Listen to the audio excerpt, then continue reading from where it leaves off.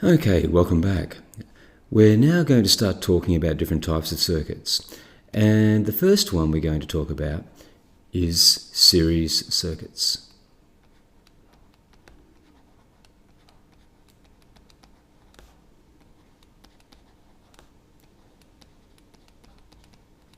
Okay, so let's draw a simple series circuit. Now we might have a battery. There's the positive side and there's the negative side. And we might have one resistor, two resistors, and even three resistors. Now you'll notice that in this circuit there is no branches in the circuit. So we say that these components, these three resistors, which we'll call R1, R2 and R3, are all in series. They're in a direct line with each other. Now there are some important ideas about series circuits that we can use to help us solve problems. Firstly, let's say that this resistor here, R1, has a resistance of 50 ohms.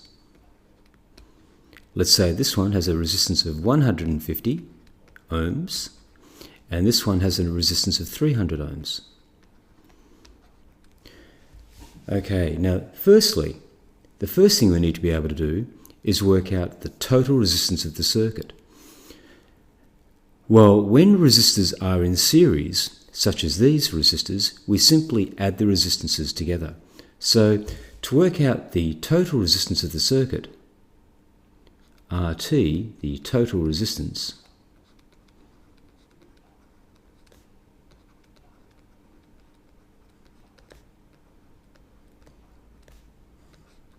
it will simply equal these three added together. So it'll equal R1 plus R2 plus R3. And in this case, that will be 50 plus 150 plus 300, which is 500 ohms. So that means that the current that's coming out of the battery is going to experience a total resistance of the circuit of 500 ohms. So we can now do some calculations. Let's say that our battery voltage is, let's make it 20 volts. Okay? And let's make sure we understand the direction of electron flow. Remember, electrons will flow from the negative terminal around the circuit to the positive terminal. So the electrons will flow in that direction. So that's the direction of electron flow. And on the other hand, this is the direction of the current, which is the direction that a positive charge would travel if it could. That's the direction of the current. Now, in most physics problems, you'll be talking about current. So you'll be talking about this idealized situation where it's actually positive charges moving. But in actual fact, always have in the back of your mind, if we're talking about electric circuits, that it's actually electrons that are moving in the opposite direction. Okay, so we're going to use Ohm's law. Now, Ohm's law is a very simple relationship. V equals IR. And V stands for voltage, I stands for current, and R stands for resistance. Now, there are two ways we can use Ohm's law. There's the global version and the local version. Global and local. Now, if we want to work out anything to do with the whole circuit, then we're going to use the global version of Ohm's law. And that's what we're going to do now. So let's say, for example, I want to work out the current coming out of this battery or the current traveling in this circuit. Then that would be looking at Ohm's law from a global point of view because we want to work out the current coming out of the battery.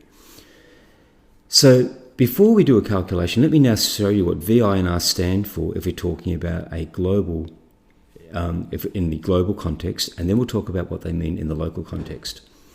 So, if we're talking globally, we're talking about the whole circuit, which means that V is going to be the voltage of the battery. It's the battery voltage, or the voltage of the power source.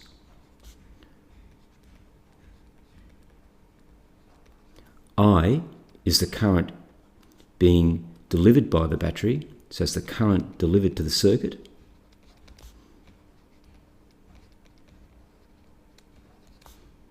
By the battery or the power source. And R is the total resistance of the circuit.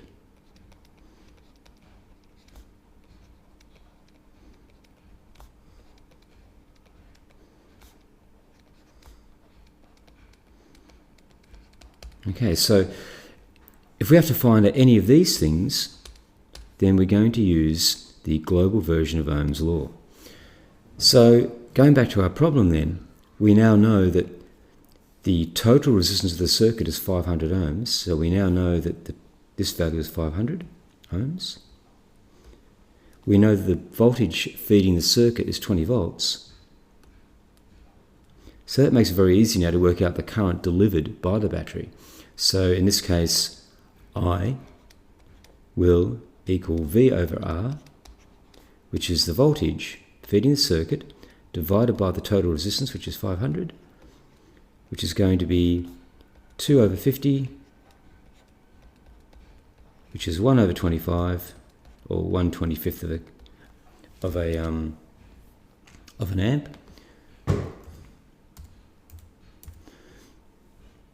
which is 0.04.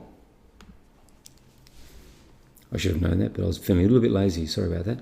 So the current is 0.04 amps. So that's the current coming out of the battery. Now, one of the things about a series circuit, and one of the rules that you will certainly become very aware of, is that in series circuits, where there's no branches, the current is the same everywhere in the circuit.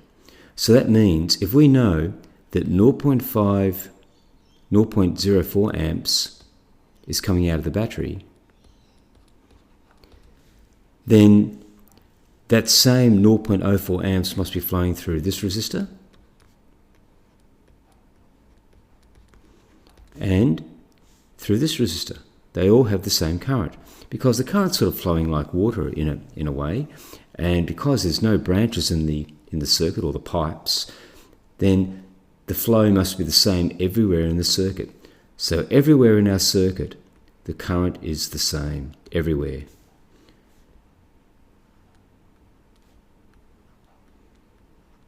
And we can make use of that when doing calculations. So that's a really, really important thing to know. The second thing we need to know, if we're talking about series circuits, is that the total voltage expended by the current as it goes around the circuit must equal the battery voltage. In other words, whatever voltage or whatever energy each coulomb is given as it comes out of the battery, it must all be spent by the time it comes back. So in other words, any imaginary positive charge that's here, that's just coming out of the battery, will have a electrical potential energy of 20 joules per coulomb. So in other words, if you were to read the voltage at that point, it will be 20 volts. By the time it goes through the circuit and comes back here, it will now have no energy left, so it'll be reading 0 joules per coulomb or 0 volts. So, and that's another rule about circuits. The total voltage drop around the circuit must equal whatever voltage was being supplied to the circuit. So we can now use that information to do some calculations on each of these resistors in turn. So what I'll do, I will just clear off this section here.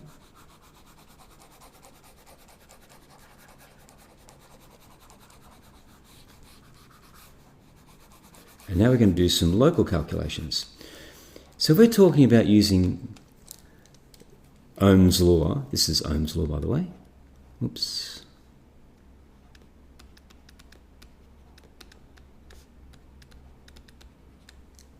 if we're talking about Ohm's law, then if we want to talk about an individual part of the circuit, not the whole circuit, but part of the circuit, we use the local version.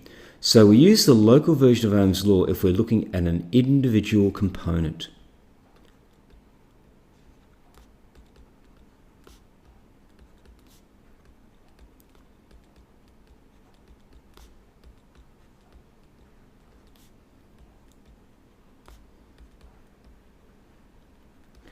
Now, when we're talking about the local version of Ohm's law, VI and R take on slightly different meanings. Okay, V is not the voltage of the battery. If we're talking locally, V is the voltage across the resistor. So let's, for example, talk about R1. Let's do a larger diagram just showing R1. So there's our resistor, which is R1. Now we're going to put a voltmeter across it. So I'm going to put one of the probes of the voltmeter there. Here's our voltmeter, which measures the voltage or the potential difference across a device. How much energy each coulomb is using to get through that device. So in this case, so this is R1, then we're talking about the local version of Ohm's law, V equals the voltage drop or the potential difference across the component. So V is the potential difference, or potential difference across the component. In this case, the component is a resistor. I is the current flowing through the component. So I is the current flowing through that component.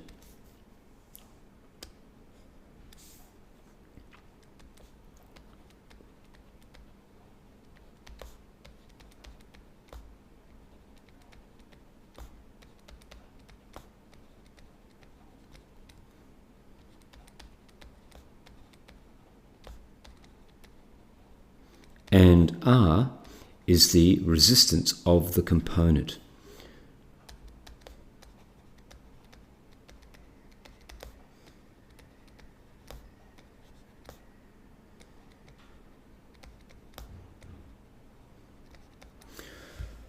Okay, so that means now we have everything we need to work out the voltage drop across each of those resistors. So we'll work out R1 and then R2 and then R3 in turn. So what I'll do, I'll just write about this little section here. So let's do the calculations one by one. So now we're going to work out the potential difference or the voltage across each of those components. So we want to work out the potential difference across, to begin with, R1. So we're going to use Ohm's law. We're going to use the local version of Ohm's law because we're looking at an individual component.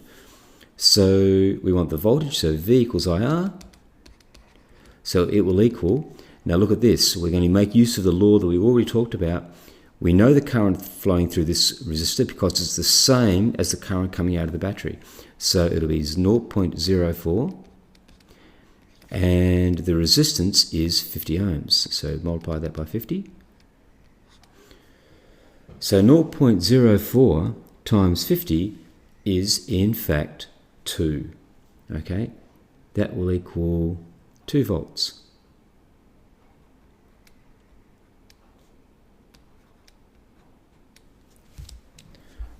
Just double check that, but I'm pretty sure I'm right.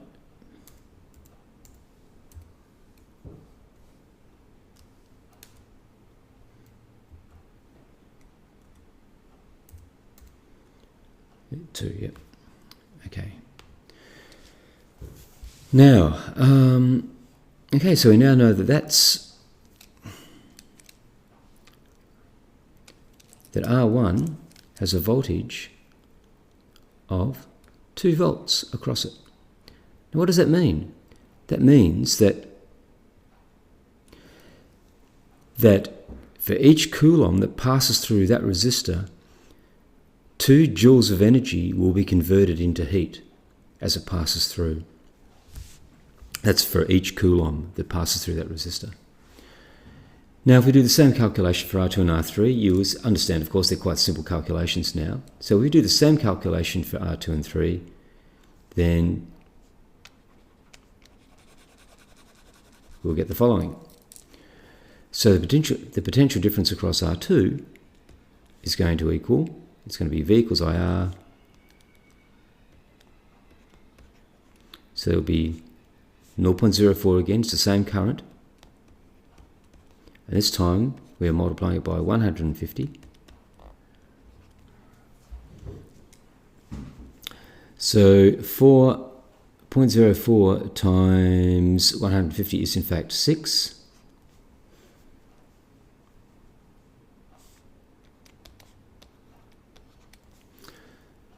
And if we do the same calculation for R3 down here, V equals IR, and that will equal 0.04 times 300, and that will be 12 volts.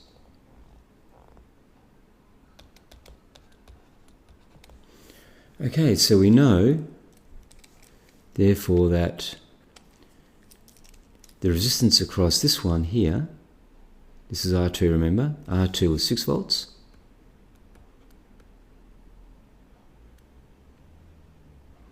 And the resistance, the voltage across the third resistor, R3, was 12 volts. Now, a couple of things I want you to notice. Firstly, 2 plus 6 is 8, plus 12 is 20. Look at that. The total voltage drop adds up to the battery voltage. That will always happen in a series circuit. Any sort of a series loop, that will happen. And also what I want you to notice is that in this series circuit, notice that the higher the resistance, the more energy each coulomb of charge has to give up or has to convert to heat in order as it passes through that resistor. So what this tells us in this arrangement is that more heat is going to be coming from the 300 ohm resistor than the 50 ohm resistor, because in this case each coulomb is going to release, or it's going to turn 12 joules of electrical potential energy into 12 joules of heat. Here only 2 joules of electrical potential energy will be converted into 2 joules of heat. So that's an important idea. And a final point I want to make, I'll introduce a secondary formula which is just as important as the Ohm's law, and that is the power formula.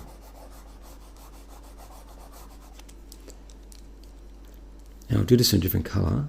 I'll do this in, I think, blue.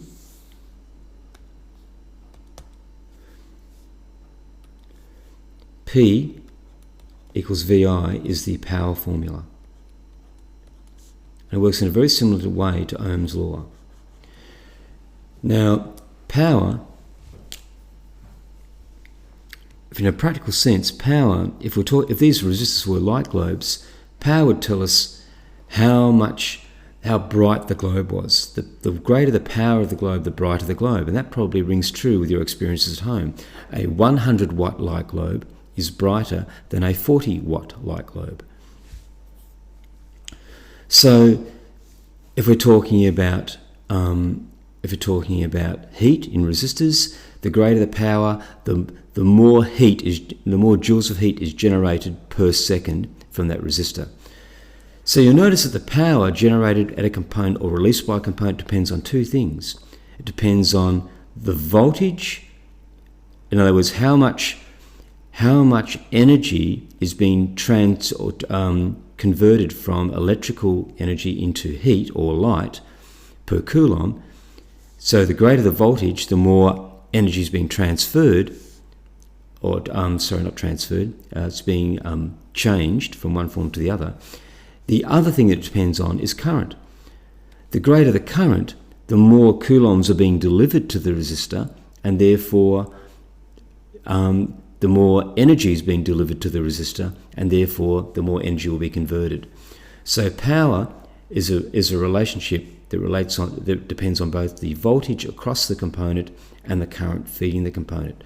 And we can work out the power of each of these resistors. So at R1, the power would be the voltage times the resistance, which is 2 times 50, which is 100 watts.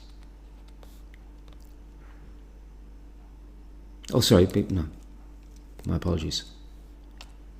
2 times 0.04. So it's the voltage times the current, so it's 0.04. So that would be 0.08 watts.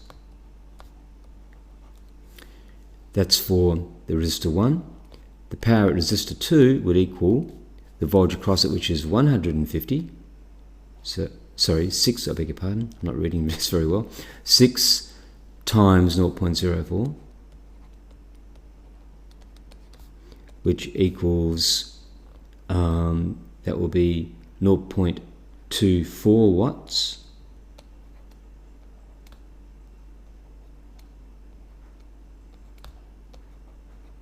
And the final resistor, at resistor 3, the power will equal 12, the voltage across that component, multiplied by the current feeding it. And that will equal 0.48 watts. So if these resistors were, for example, light globes, we could see that this one would be brighter than this one, which would be brighter than this one. So the greater the power, the brighter the globe. The greater the power, the hotter the object's going to get, all other things being equal. Now, if we wanted to work out how much power in total is being consumed by the battery, we would just add those three up. So 0.48 plus 0.24 is 0.72. That adds up to 0.8 watts. So the total